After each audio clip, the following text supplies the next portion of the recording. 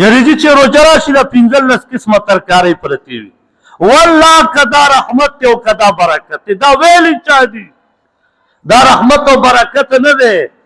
سته پته لګي تا یو کس په بازار کې وهلی، د هغه مری دې ماته کړي، د هغه نه دې په دوکه یا په فراډ سره پیسې ګټلي، یا دې ورسره لوړه دوکه کړې او پیسې دې تیوالې دي، او تا کور ته راوړی دی، شی مردار دی، ته ولې برکت وایي؟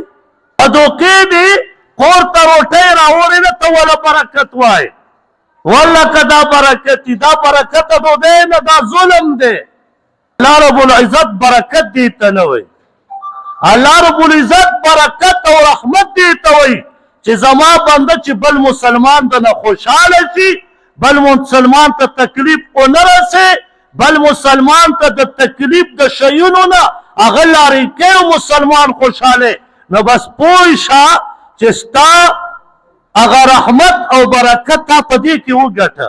افسوس مسلمان دا دین مونږ داسې تاو کړی را تاو کړی دی چې روژه تېره شي خلک وایي لکه برکتونه لاړه. نه نه نه، برکت اوس هم شته، خو ته یې جیب نه پیسې وباسه، د 2 کسو په ځای 10 کاسې ځان ته کښېږده، دې کې اوس خبره نشته. دا خو ستا د پیسو وس پورې دی چې پیسې در سره وي، په روژه کې به 20 کاسې پرتې، چې پیسې در سره نه وي غریب نه تپوس وکړه، تشه ترکاري به م ورکړه نه وي، وچه روټۍ به خوري.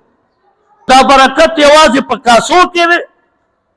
د غریب تپوس لږ وکړه چې غریب څنګه روژه ماته کړه، نو څنګه چې الله په مونږ مهرباني کوي او رحمت کوي او په مونږ باندې شفقت کوي، دغسې به مسلمان چې وس والی به د غریب شفقت کوي، مهرباني به پرې کوي چې خپله ترکاري د بل مسلمان ګاونډي سره نیمه کړي.